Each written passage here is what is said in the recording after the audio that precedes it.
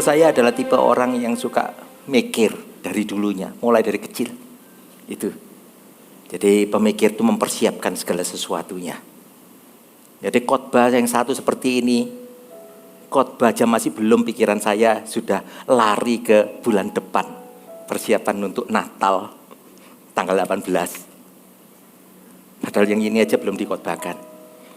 Sementara khotbah yang saya bawakan hari ini, saya gumuli 1 bulan sebelumnya. Saya mengetahui Tuhan rindu untuk mencurahkan semua kasih-Nya. Terkadang saya merasakan, aduh Tuhan, Engkau mengasihi kami semua ternyata melebihi dari apa yang kami dapat pikirkan, yang dapat kami terima daripada-Mu. Ternyata apa yang kita bisa terima dari Tuhan itu hanya sebagian. Tuhan itu berikan hidupnya untuk kita semua. Dia mati di atas kayu salib, menyelamatkan kita. Itu indahnya Tuhan. Nah, dikala saya ini sendiri menggumuli, saya mengetahui Tuhan mau menyampaikan sesuatu. Karena kita tahun ini kan kita ada di dalam tahun di mana tahun temanya adalah mimpi dan penglihatan ya. Ya.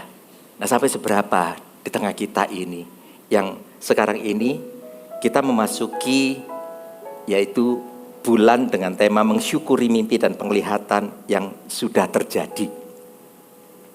Nah, terkadang kita memikirkan Tuhan, mimpi dan penglihatan yang aku masuki. Mungkin ada jemaat yang baru di tempat ini, aku baru dengar, baru mengetahui. Mungkin kalau mimpi dan penglihatan itu orang yang lama-lama sudah mengetahuinya. Tapi kalau yang baru mungkin berkata, masih belum tahu yang dimaksud yang gimana.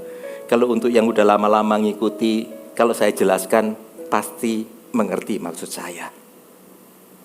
Dikala pertama kali dipercaya kejemaatan, pernah saya sampaikan yang terdahulunya, yang paling terakhir aja itu ya, kita masuk dari 450 sampai 500 dan sekarang itu 3.500. Nggak pernah ngimpi saudara, nggak pernah ngimpi.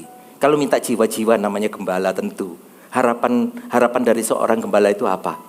Ayo Tuhan, tambahkan jiwa-jiwa untuk kami boleh berpegangan tangan, bersama-sama bergandengan, dan membawa jiwa-jiwa yang terhilang hadir, dan mereka mengenal Engkau sebagai juru selamat. Itu adalah kerinduan kami. Tapi kalau misalnya tanya sekarang, apa yang dirindukan untuk tambah jiwa-jiwa? Percaya saya, tambah banyak jiwanya, itu tambah ribet. Enggak tambah gampang. Tambah banyak yang diurusi.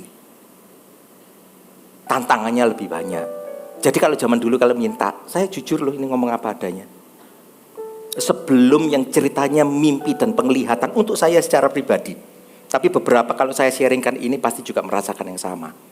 Dulu 14 tahun yang lalu menjadi gembala terus sama Tuhan itu kan dibawa melalui suatu proses. Dalam proses itu jalan terus. Kalau ditanya mau minta sama Tuhan jiwa-jiwa, oh mau. Tapi gak berani spesifik saya. Gak berani. Tambah jiwa-jiwa ya Tuhan, tambah jiwa-jiwa. Untuk membawa jiwa-jiwa kepadamu. Kalau ditanya berapa, enggak berani jawab. Buat kita, karena kita itu logika. Kita akan memikirkan, berapa sih CG-nya, jumlah CG-nya berapa, mampu gak ngatasi jumlahnya. Jadi kalau misalkan kita bicara maksimal, kalau kita ini memiliki kejemaatan 500, ya tambah 500 Tuhan. Jadi 1:1 gitulah, itu aja. Ya, saya ini orang yang memikir. Jadi saya kalkulasi semuanya. Itu. Nah, di sanalah itu juga letak kelemahan saya. Yaitu enggak mampu untuk melihat apa yang Tuhan rencanakan lebih. Lah saya pun juga begitu. Maksud saya supaya semuanya terukur ya Tuhan. Aku mampu untuk mempertanggungjawabkan kepadamu. Tapi maksud Tuhan adalah di mana hatimu? Biarlah aku meletakkan kepercayaan atasnya. Beda dengan saya. Saya hanya bilang gini, gak sanggup Tuhan, gak sanggup. Dalam hati kecil itu seringkali kan muncul seperti itu ya. Ya, terucap tidak. Orang lain gak ada yang tahu. Kita sembunyiin dalam hati. Dalam hati kita itu ngomong, jiwa-jiwa Tuhan, berapa? Ya jiwa-jiwa pokoknya. Karena kenapa? Karena kita gak mampu untuk memanagenya. Kita tahu kemampuan kita hanya sampai sebatas itu aja.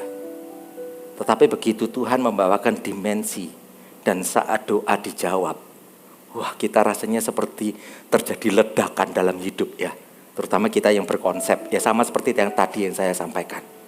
Sebulan saya persiapkan khotbah ini, tambah khotbah ini menjadi menurut saya adalah khotbah yang saya sendiri nggak tahu mau bawanya gimana. Ini kacamata saya lepas lagi, ternyata kejadiannya kedua kalinya lagi ini. Ya, harusnya saya bisa baca. Kalau sudah dilawat Tuhan, kakek nangis, mata mendol. Ini baca iPad nggak kelihatan. Mau apa? Mau apa? Saya percaya kalau yang di sini nih yang memiliki usia, liuk sesuai katanya ya, lakcap, pasti kroso itu. Tahu maksudnya. Di situ, saya lepas karena ini kejadian kedua kali lagi. Saya pikir tadi kena apa ya yang ibadah yang pertama. Sekarang ibadah kedua sama lagi ternyata. Mungkin mata mendol aja. Bukan sakit, enggak. Tapi setiap kali merasakan seperti ini, enggak apa-apa, biar Tuhan aja yang lawat dan Tuhan sendiri yang berbicara. Mungkin di sini juga ada orang-orang yang logikanya kuat main macam seperti itu ya. Mau persiapkan segala sesuatu yang terbaik untuk Tuhan, itu baik. Tetapi kalau kita mau mengendalikan semuanya sampai Tuhan enggak mampu untuk berbicara, itu berbahaya. Awal mula Tuhan itu bicara ada 3 hal. Oke, pada yang pertama. Ada apa enggak tahu, karena saya tahunya begini ya. Persiapan 1 bulan itu, di akhir daripada setiap ibadah itu ada altar call. Itu yang saya dapat. Ya, itu adalah materi daripada khotbahnya. 2 minggu yang terakhir, tahu-tahu Tuhan itu menyisipkan dalam hati. Kak, aku mau berkati anak-anakku. Ibadah 1 yang sakit kakinya. Ibadah 2, ibadah 3, nah saya nggak jelas. Tuhan hanya bicara gini. Nanti ada 1 ibadah yang sakitnya sakit kepala. Area kepala maksudnya, bukan hanya pusing aja ya. Bisa matanya, bisa pita suaranya, bisa macam-macam. Yang satunya lagi, saya kasih bocoran nih sekarang. Yang satunya lagi, Tuhan bicara mengenai sakit penyakit di dalam internisnya. Bisa jantungnya, bisa parunya, bisa empedunya, bisa emahnya, bisa ususnya, bisa macam-macam. Tapi bukan yang bagian kaki. Dan juga bukan yang bagian kepala. Lah buat saya menggumpuli itu, Tuhan, untuk ibadah yang kedua dan ketiga itu yang mana toh Tuhan? Omong rodok cepetan titik ya Tuhan. Itu. Yang pertama sudah dapat. Bagian kaki. Antara yang kedua dan ketiga, saya nggak mampu untuk sebutin. Saya gumulin terus. 1 minggu setengah waktu awal mula itu, setiap kali kalau keluar lagi nyetir saya berdoa itu saya tanya sama Tuhan. Tuhan boleh nggak ya? Tak biorno kabeh mari. Tak sebut semua aja mulai dari kaki. Kan Tuhan nanti di ibadah 2 juga ada yang sakit kaki mungkin. Nanti kalau di ibadah 3 ada yang juga bagian sakit kepalanya gimana Tuhan? Masa gak dilawat Tuhan? Masa gak Tuhan sembuhin? Mikir ini. Hati gembala itu kepingin untuk memberikan semuanya. Tapi tahukah saudara, Tuhan berperkara terlebih dahulu itu kepada gembalanya. Karena Tuhan itu inginkan adalah untuk saya taat dan setia. Kalau ini tidak disertai ya percuma, nggak ada sesuatu yang mengalir. Tetapi kalau Tuhan itu merindukan untuk menjamah dan disembuhkan, itu lain. Sampai kemarin malam baru yang mungkin ada rekan-rekan tanya, terutama nanti mau altar call-nya apa? Maunya gimana? Saya nggak tahu sampai tadi malam baru tahu. Untuk yang ibadah 2 ini, oh ibadah 2 bagian yang kepala ya. Kalau ibadah 1 saya tahu. Nanti ibadah 3 ya karena udah satu-satunya kan. Jadi saya mengetahui juga. Makanya saya berani bocorin karena yang ini udah tahu. Maka yang ketiga saya tahu. Itu saudara. Ternyata Tuhan itu yang rindukan adalah pribadi lepas pribadi. Sebagai seorang host pastor bukan hanya dituntut untuk semua yang ada di sini, tetapi yang terutama adalah apakah sebagai host pastor itu taat dan setia. Kesehatan kesehatan, kesembuhan, dan yang lainnya. Tuhan bisa jamah dan sembuhkan. Tuhan bisa lakukan segala hal. Tuhan itu sungguh luar biasa. Dia ajaib. Dia sediakan yang terbaik untuk kita semua. Dan saya percaya Tuhan ada di tengah kita. Siapa yang merasakan hadirat Tuhan hari ini? Beri kemuliaan bagi Tuhan ya. Ibadah bukan hanya sekedar pertukaran informasi. Tetapi ibadah itu adalah kita tenggelam di dalamnya. Merasakan Dia. Karena Tuhan rindukan adalah adanya perubahan dalam hati kita. Seringkali kita itu merasa kita itu seolah nggak mampu, nggak memiliki kemampuan. Tapi Tuhan sangat luar biasa. Dia beri kepada kita yang terbaik segalanya. Dan Dia sudah sediakan semuanya. Tapi permasalahannya kita ini selalu bergumul dengan hidup kita. Yang karena kita itu merasa kita tidak mengerti. Saya coba lagi ya. Itu saudara. Ayo kita itu bawa hidup kita bersama dengan Tuhan. Dan kita dipulihkan dari waktu ke waktu. Saya percaya hidup kita itu kita kepingin ya. Untuk kita itu bisa memperoleh apa yang belum ada sebelumnya. Yaitu Tuhan, sekiranya Tuhan, ini hatiku, lakukanlah sesuatu mujizat yang mana aku rindukan untuk aku bisa mendapatkannya. Dan biarlah ini semuanya Tuhan untuk kemuliaan-Mu. Sering kita berdoa seperti itu saudara. Apakah Tuhan tidak bisa melakukan sampai kita itu memperoleh yang belum ada di dalam kehidupan kita? Bisa saudara. Bisa. Hari ini saya akan bawakan topiknya sangat simpel yang mungkin yang pernah di Eagle Kids yang terdahulunya. Dan juga kalau yang generasi sebelumnya seperti saya di sekolah minggu yang sebutnya seperti itu ya. 5 roti dan 2 ikan. Kita tahu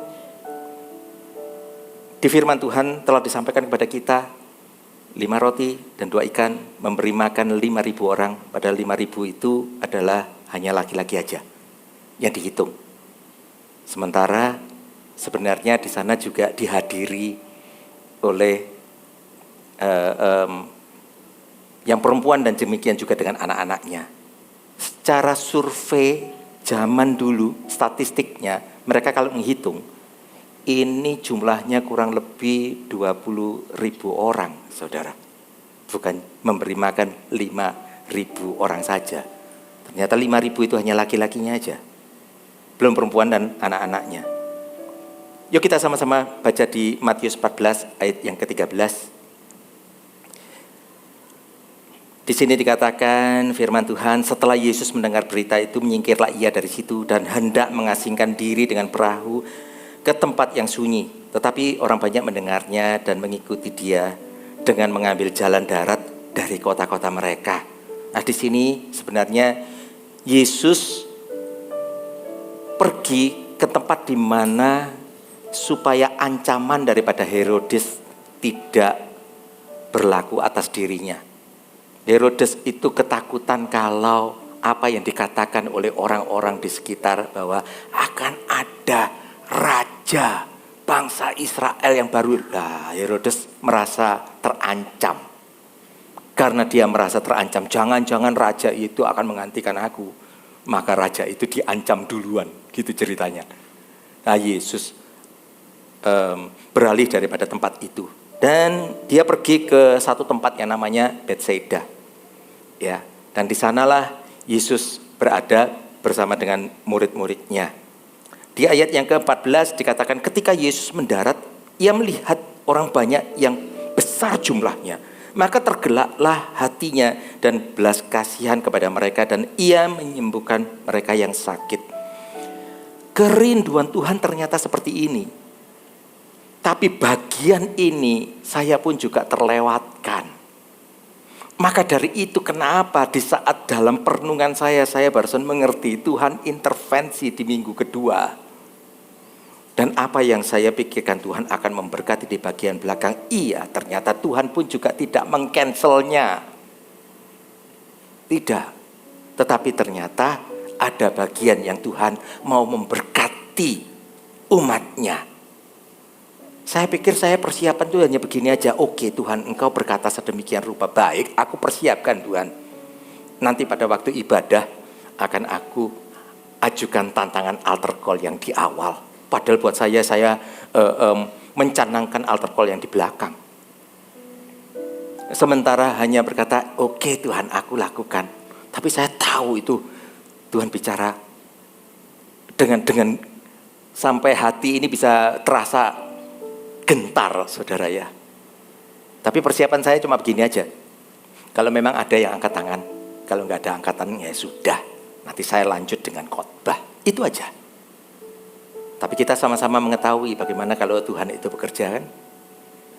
Bukan dengan akal budi, tetapi biar hadiratnya yang memimpin segalanya. Dalam kekurangan kita, izinkan Dia menjadi raja atas segalanya.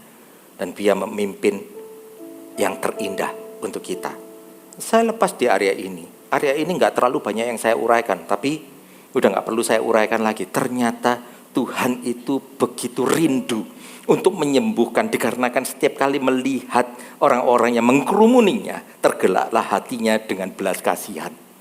Dan di sana Yesus menyembuhkan mereka yang sakit. Mengurungkan diri dari yang seharusnya mau istirahat, tetapi Dia tetap lakukan. Sementara untuk berikutnya di ayat 15, di sini dikatakan menjelang malam murid-muridnya datang kepadanya dan berkata, tempat ini sunyi dan hari sudah mulai malam. Ini yang ngomong adalah Filipus. Karena Filipus ini, dia juga berasal dari Betsaida.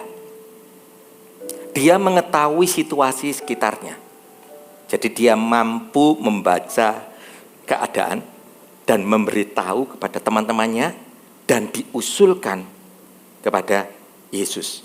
Disampaikan di situ menjelang malam. Nah, yang dikatakan menjelang malam ini dari adat Yahudi. Mereka sebut kurun waktu itu hampir sama seperti kita.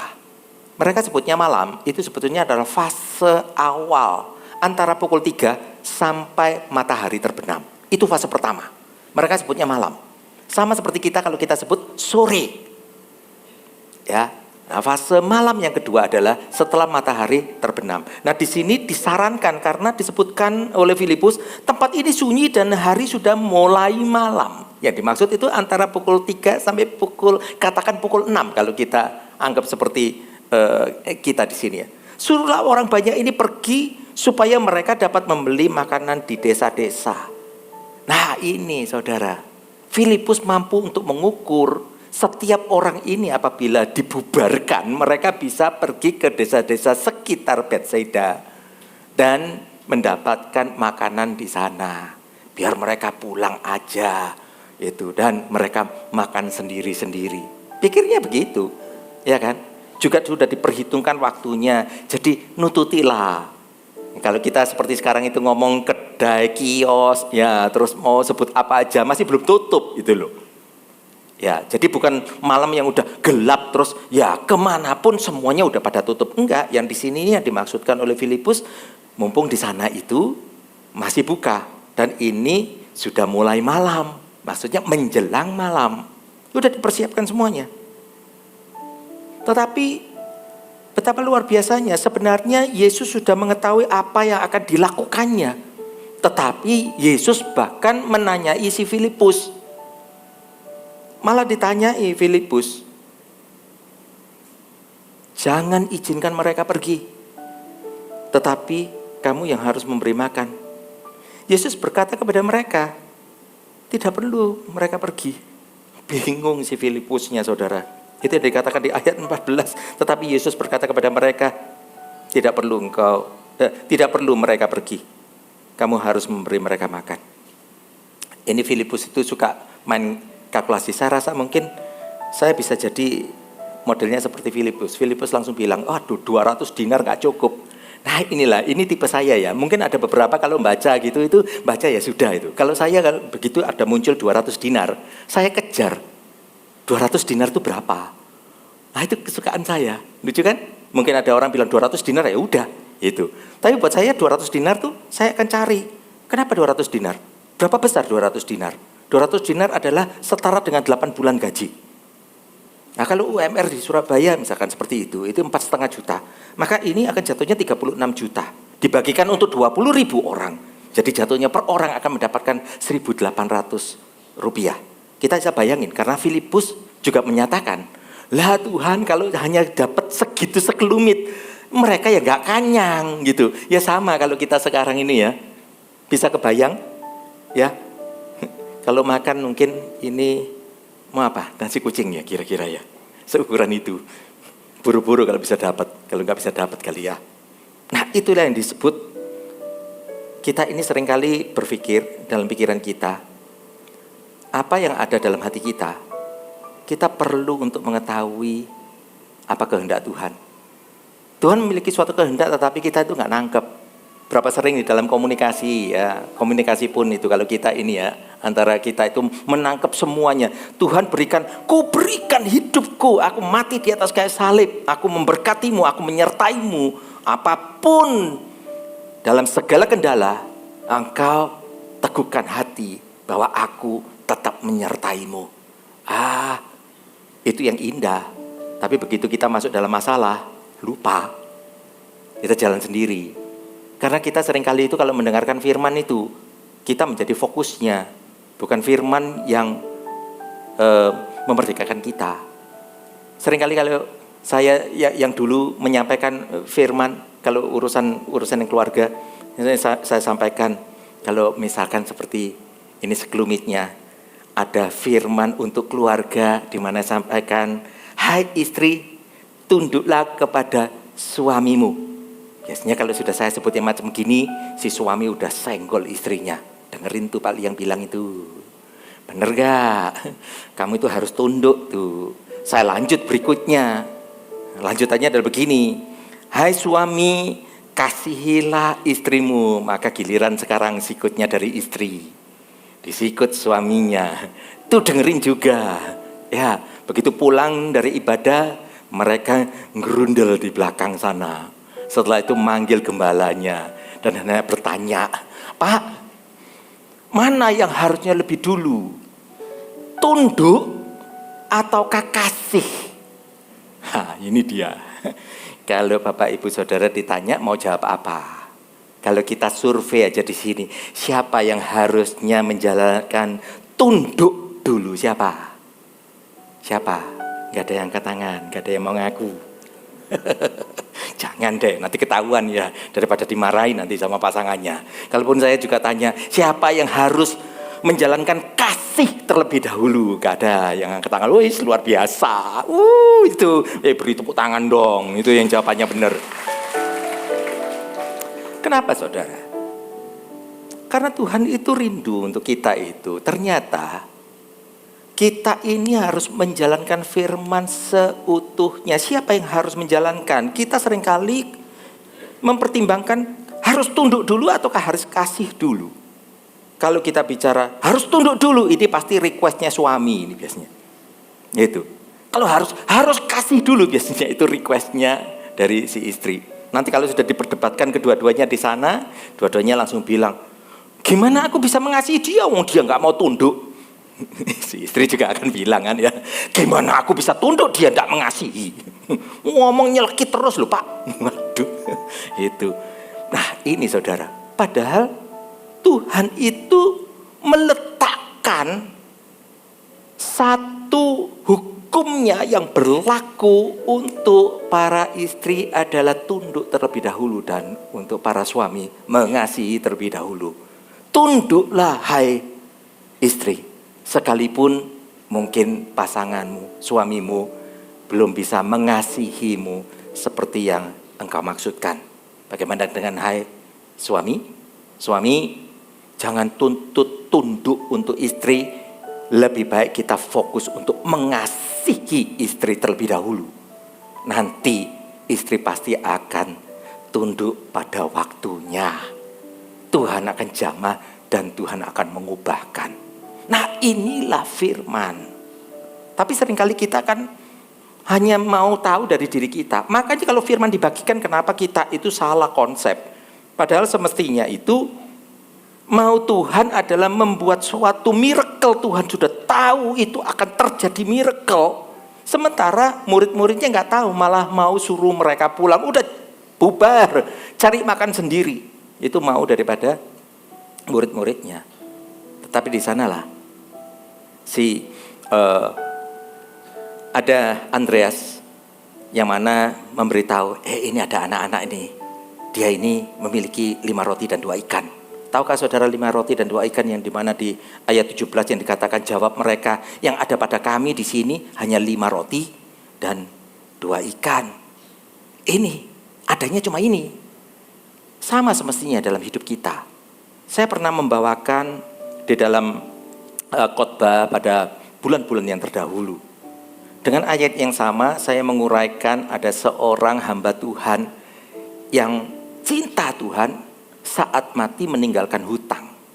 Ya, di 2 Raja-Raja 4 ayat yang ke-7, minyak seorang janda. Dan ini Nabi Elia yang didatangi oleh janda ini. Dikatakan, suamiku udah mati, tapi meninggalkan hutang.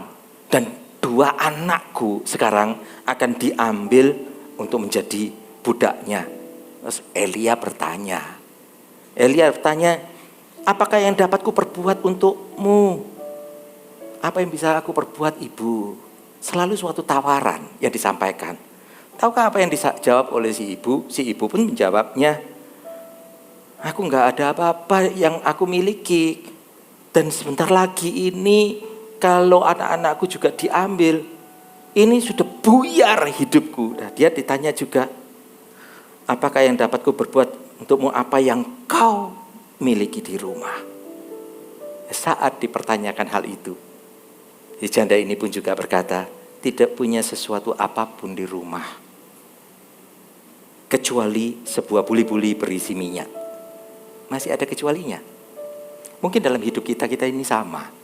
Kita gak punya apa-apa. Kita merasa kita datang ke tempat ini, Tuhan aku gak punya apa-apa Tuhan. Tahukah saudara, kita gak pernah memperhitungkan setiap tarikan nafas kita, detak jantung kita masih bergerak dengan baik, kesehatan utuh. Nah, kita boleh memuliakan Tuhan. Tahukah saudara, sama seperti ini. Kalau si janda ini pun juga ditanyai, apa yang kau miliki? Dia akan menjawab, nggak punya apa-apa di rumah. Sama seperti kita. Kalau kita ditanya, apa yang kita miliki? Kita nggak punya apa-apa. Kecuali sebuah buli-buli berisi minyak. Bukankah sama seperti kita? Kita berkata, ini aku Tuhan. Aku nggak memiliki apa-apa. Tetapi bukankah Bapak Ibu Saudara memiliki hati? Hati yang mau memuji dan menyembah. Ada hati yang ada Roh Kudus.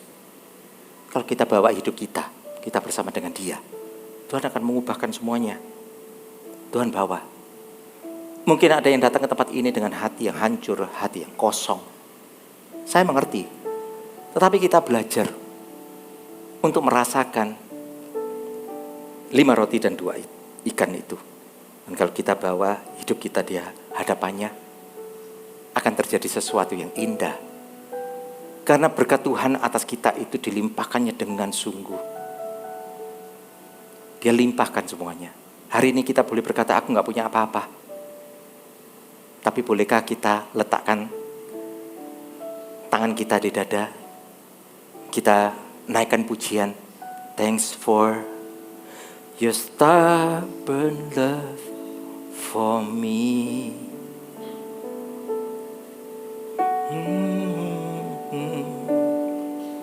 Just grace and mercy that I see. Mungkin hati kita kosong, tapi kita tahu ada Roh Kudus dalamnya. From my heart comes a simple song, with desire I will sing. Hanya ini aja kerinduan kita. Kita gak memiliki yang lainnya selain kita berkata, Jesus, I love you. Jesus, I love you. Though the season may change, Still your love will remain. Jesus, I love you. Jesus, I love you. Rasakan hadiratnya. Jesus, I love you. Katakan dengan jujur dari hatimu. At the time of my heart, know every word is true. Jesus, I love you. Mungkin suara kita sumbang. Semua orang berkata, udah lebih baik jangan nyanyi. Tetapi Tuhan mengetahui hati kita. Yang Tuhan rindukan adalah hati kita. Kita datang di hadapannya, membawa yang terindah. Bukankah Tuhan itu merindukan untuk membangun hubungan? Bukan seperti kita yang kita harapkan adalah kemakmuran belaka.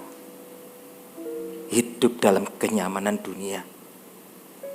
Sekarang kalau kita mengetahui, Tuhan aku gak memiliki apa-apa Tuhan. Yang ada hanya buli dengan minyak, hanya satu itu. Tuhan aku gak punya apa-apa. Yang aku miliki hanya hati ini Tuhan. Dengan Roh Kudus. Selain itu aku gak punya apa-apa. Di ayat ke-17 dikatakan, bukankah ini sekarang? Hati dan Roh Kudus itu seperti 5 roti dan 2 ikan. Bukankah ini genap? Yesus berkata di ayat yang ke-18. Yesus berkata, bawalah kemari kepadaku. Kita harus bawa kepadanya.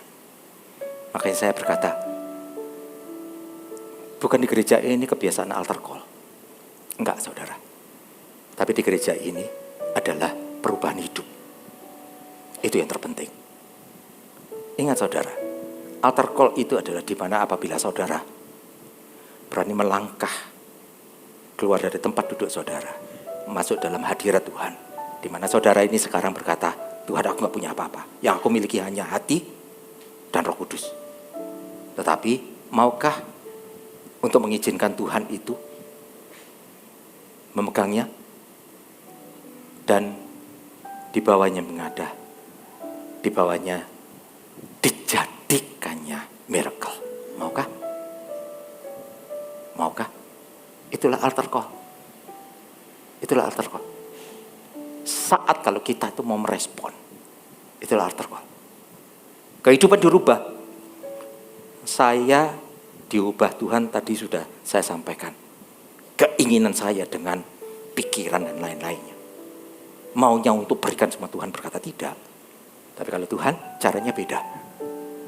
Tuhan akan menantang setiap orang dengan cara yang sama termasuk saya.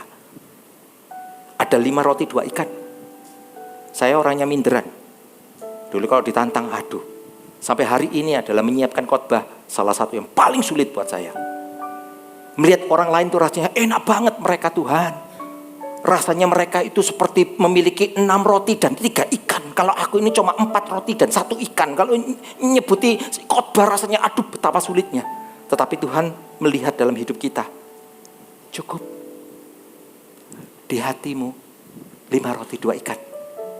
Maukah engkau melangkah keluar dari zona nyamanmu? Sama seperti Bapak Ibu. Sebelum Bapak Ibu saudara di altar call, saya dulu yang di altar call. Saya harus keluar dari zona nyaman. Makanya kalau altar call, sikapi dengan benar. Keluar dari tempat dudukmu. Langkahkan kakimu dengan iman. Izinkan, letakkan ke dalam tangan Tuhan. Tidak cukup cuma 5 roti dan 2 ikan. Letakkan ke tangan Tuhan, baru jadi miracle. Bila engkau hanya berkata, aku ada di sini sudah memiliki 5 roti dan 2 ikan, mau tunggu sampai kapan? Sampai bosok, nggak akan terjadi miracle. Karena kenapa? Langkah iman yang Tuhan minta, bawa kepadaku, kita nggak mau. Kita main gengsi. Wah, di depan udah penuh. Ini ya, masih banyak tempat. Keluarlah. Keluarlah. Karena langkahmu yang akan menjadikan 5 roti dan 2 ikan, yaitu hatimu yang kepenuhan akan Roh Kudus, terjadi miracle. Bukan karena yang lain. Sikapmu. Masih ingat di Bethsaida, bukan Bethesda, Bethsaida. Yesus dipanggil oleh orang-orang sekitarnya. Dan Yesus dipanggil untuk menyembuhkan satu orang yang buta. Dan Yesus meludahi mata orang itu dan meletakkan tangannya. Dan setelah itu diturunkan tangan Tuhan Yesus dan bertanya, apa yang kau lihat? Aku udah mulai kelihatan orang jalan-jalan, tapi seperti pohon.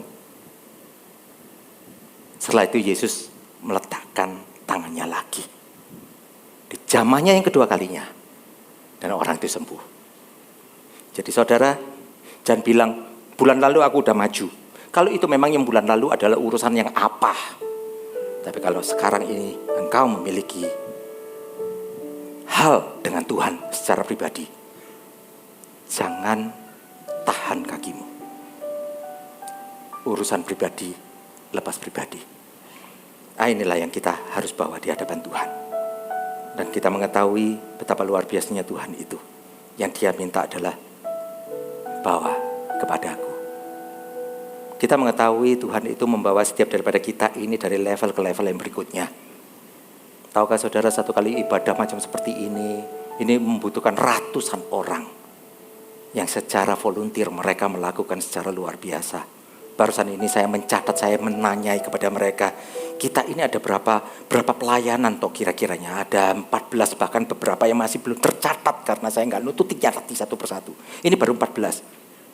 Yang crowd, yang usher, data ministry, prayer, FLC, welcome lounge, green room, ada yang GA, sound, multimedia, lighting, service management, interpreter, ini semua komplit ada di tempat kita. Apabila Bapak Ibu Saudara, mungkin Bapak Ibu Saudara berkata, aku ini bisa loh, aku juga orang yang multimedia, mungkin aku bisa lakukan sini. Persiapkan diri. Tuhan tidak pernah langsung berkata, langsung ujuk-ujuk, aku mau. Enggak. Bawa hati kita, rendahkan hati, untuk kita itu mulai dibawa oleh Tuhan, dipersiapkan. Selalu ada persiapan. Selalu dengan persiapan. Bawa persiapkan diri saudara. Mungkin yang masih belum ikut CG, ayo masuk dalam CG. Ikut CG, persiapkan diri saudara. Setelah itu nanti diperlengkapi dengan MSC, CGT, dan lainnya nanti. Persiapkan sendiri saudara. Februari, masih lama. Itu baru ada Servolution. Tapi jangan bilang begini, saat nanti Januari baru saudara itu merasa, udah telat mau persiapan, nggak nututi. Enggak, saya berkata begini, persiapkan diri saudara. Persiapkan diri saudara. Persiapan mulai dari sekarang. Saya mau bawakan khotbah ini pun saya persiapan 1 bulan. Saudara mau melayani Tuhan bersama-sama dengan yang lainnya. Ini jumlahnya 1 kali ibadah. 1 kali ibadah membutuhkan ratusan volunteer. Ratusan saudara. Nggak main-main. 1 kali ibadah. 5 kali ibadah. Ya kali aja. Harusnya kita itu bisa semuanya bersama bergandengan tangan kita memberi yang terbaik bagi Tuhan. Jangan berkata aku memilikinya hanya untuk diriku. Enggak. Bukankah Tuhan juga berkata kan? Dinyatakan carilah dahulu kerajaan Allah dan kebenarannya, maka semuanya akan ditambahkan kepadamu. Mau diapakan 5 roti 2 ikan itu? Mau dibikin miracle? Hanya untuk kepuasan kita? Ataukah benar sesuai seperti firman Tuhan, kita akan mencari kerajaan Allah dan kebenarannya, maka semuanya akan ditambahkan kepada kita. Sungguhkah itu menjadi sesuatu yang kita dambakan? Saya undang untuk pemusik boleh maju ke depan. Bawa hidupmu, bawa hidupmu. Jangan berhenti dengan 5 roti dan 2 ikan tanpa engkau serahkan kepada Tuhan, Sang Mujizat itu. 5 roti dan 2 ikan tidak akan kemana-mana dan tidak jadi apa-apa. Tetapi kalau 5 roti dan 2 ikan itu mungkin sesuatu pergumulan dalam kehidupanmu. Mungkin ada yang opa dan oma, aduh aku udah gak butuh apa-apa kecuali aku mau untuk seluruh keluargaku mencintaimu ya Tuhan. Ku bawa hatiku yang penuh dengan Roh Kudus. Aku mau maju di hadapanmu, membuat suatu perjanjian ilahi denganmu. Berkati setiap daripada anak-anakku, seluruh keturunanku tak pernah meminta-minta. Dan semuanya mencintai Tuhan. Maju, omah, opa. Langkahkan kakimu. Bagi saudara sendiri yang juga berkata, Tuhan, aku gak punya apa-apa. Bukankah yang terpenting adalah cari kerajaan surga terlebih dahulu, ya. Cari kerajaannya dengan kebenarannya, semuanya akan ditambahkan. Jangan hanya datang ke tempat ini berkata begini, aku minta 5 roti dan 2 ikan. Nanti biar mujizat Tuhan akan terjadi. Percuma. Melangkah pun tidak.